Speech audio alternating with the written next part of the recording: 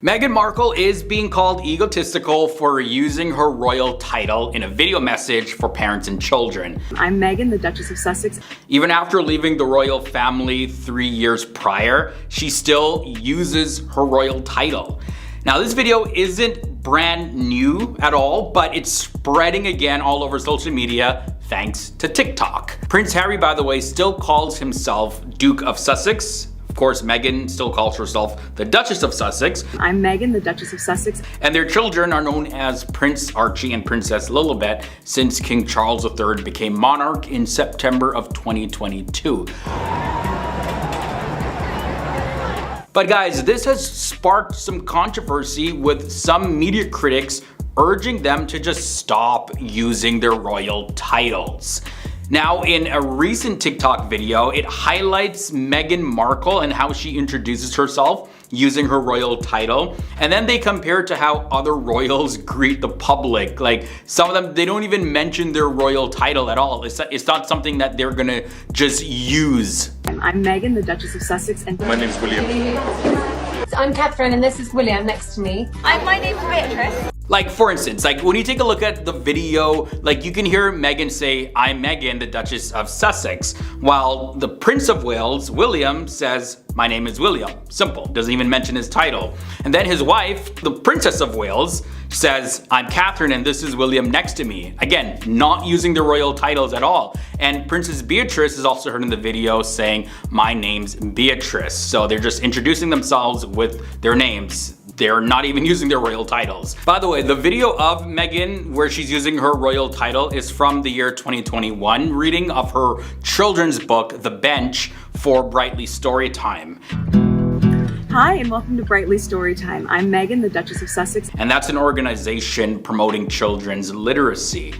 Now guys, of course, Meghan Markle, she's sometimes, I assume anyways, just introduces herself as Meghan in other instances, similar to how William and Kate do. But that didn't stop Meghan from facing criticism in the British press after introducing herself with her royal title to children. The Daily Mirror newspaper in the UK ran a headline about the incident, and the headline read, "Meghan Markle divides opinion after introducing herself with royal title to children." And guys, the matter of royal titles has been controversial in the past. This is not a new thing, especially when Meghan and Harry had that interview with Oprah back in 2021. Meghan mentioned palace discussions about not giving prince and princess titles to their children, possibly related to security concerns. And in the interview, Meghan told Oprah this: "All the grandeur surrounding this stuff is an attachment that I don't personally have, right? I've been a waitress, an actress, a princess, a duchess. I've always just still been Meghan, right? So for me, I'm clear on who I am, independent of all that stuff.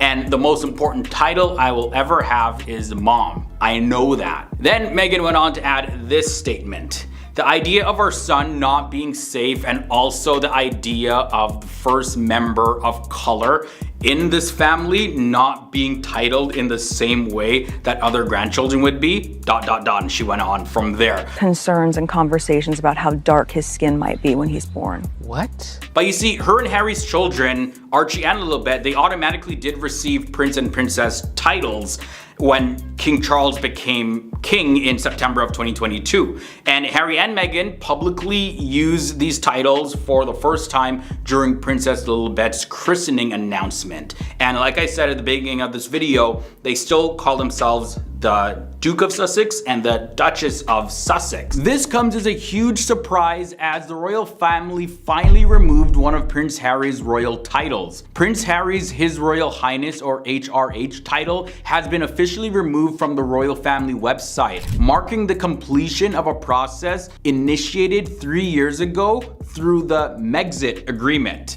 It has been our privilege to serve you, and we will continue to lead a life of service. So in that respect, nothing changes. In 2020, the Duke and Duchess of Sussex, Harry and Meghan, they made a decision to step down from their roles as senior members of the royal family. We all know this by now, but then subsequently, the palace confirmed that Meghan and Harry would relinquish their HRH title. So His Royal Highness, Her Royal Highness, all of that. And in January of 2020, an official statement released by the royal family communicated the details of this change in the titles for the couples. And the statement said this: the Sussexes will not use their HRH titles as they are no longer working members of the royal family. So it says it explicitly. Yeah, so they're furious that money, in their view, has been wasted on this royal employee, as you say, is getting a hell of a lot of money. However, it's only at this point that the HRH title has been officially removed from his profile, Prince Harry's profile, on the royal family website. In addition to this removal of his HRH title, his placement on the royal family landing page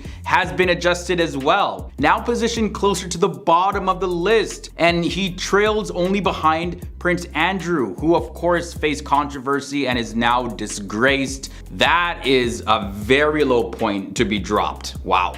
Above Harry and Meghan in the hierarchy are the profiles of the Duke and Duchess of Gloucester, as well as Princess Alexandra. And further updates have been implemented on the royal family's website. Notable adjustments to Clarence House and Kensington Palace sections to reflect the new titles of the King and Queen. Previously referred to as the Prince of Wales and the Duchess of Cornwall, the King and Queen's titles have been updated, and similarly Kate and William's titles have been modified to the Prince and Princess of Wales, transitioning from their former Duke and Duchess of Cambridge designation. Buckingham Palace has released a statement regarding the website updates, acknowledging the changes being made by saying this: the royal family website contains over 5,000 pages of information about the life and work of the royal family. Following the death of Her late Majesty Queen Elizabeth II, content has been revisited and updated periodically. Some content may be out of date until this process is complete. But the thing is, Harry and Meghan still hold the royal titles as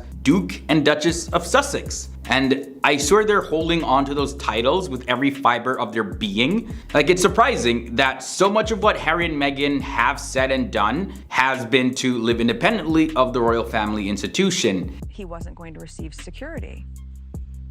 What? It was really hard. Yet they won't relinquish the royal titles. Interesting, right? Like, at this point, like, I think it's obvious to everybody that these royal titles give them a sense of prestige in a way. And I think it's also a safety net in case they ever feel like going back to the royal family at some point. Like, I could imagine that it's easier to hold on to your title than to relinquish it and try to reclaim your title if you ever decide that you want to go back to the royal family. You go to that family, you tell them how you feel.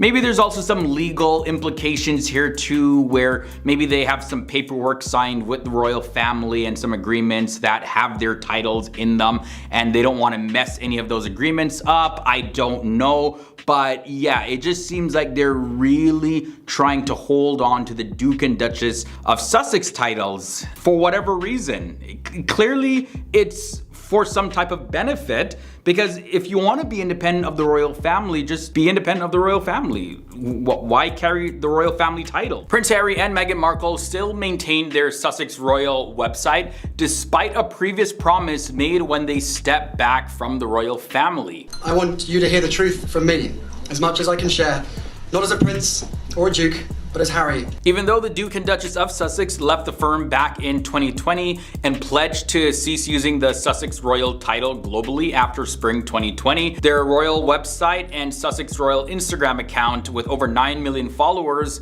still remain active. Woke culture, or what I'm talking about as nice acting narcissism. And their website, sussexroyal.com, features a page titled Serving the Monarchy, which hasn't been updated to acknowledge the passing of Queen Elizabeth.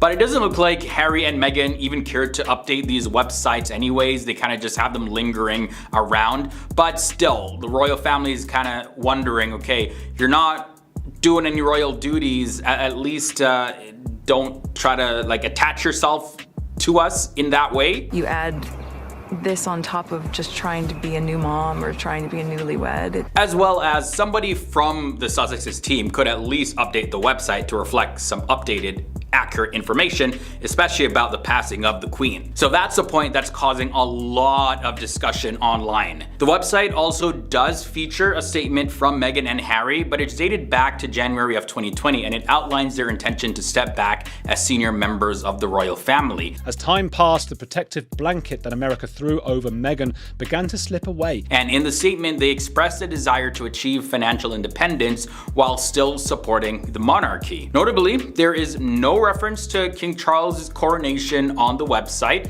although the Sussexes Instagram page is still active too. Their last post dates back 3 years ago. King of kings and Lord of lords, bless, we beseech thee, this crown.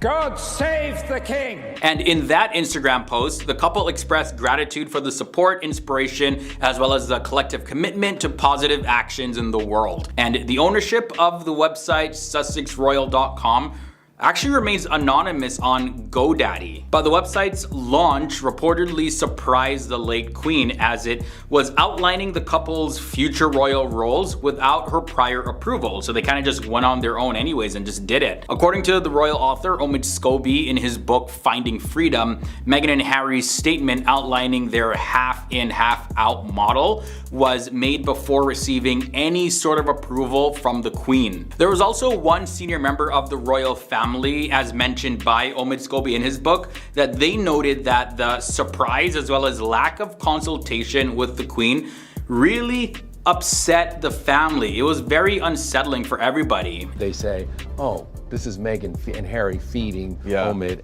Pick up the book and read it and you'll be really surprised. And the private nature of the royal family clashed with public announcement. It caused a lot of distress to Queen Elizabeth, who is the head of the institution, or was the head of the institution, I should say. Edward Young, who is the Queen's private secretary, reportedly expressed anger at being kept uninformed about Meghan and Harry's statement. And Omid Scobie in his book suggests that the couple felt compelled to release their statement after details about their desire to live in Canada were leaked to the press. So guys, that is the scoop. And I know for most people, when they leave an institution or an organization, the first thing that they do is disassociate themselves completely. Like they change their Facebook bios, their profiles, they remove any sort of attachment to that institution regardless. But for Harry and Meghan to just leave their stuff up and not take it down, not set it private at least, you know, people are looking at it like, what are they hoping to get here? Maybe they're looking to, you know, still have their ranking. Like if you search Duchess of Sussex or Duke or Harry Meghan, it pops them up on the internet as being associated with the royal family. I really don't know.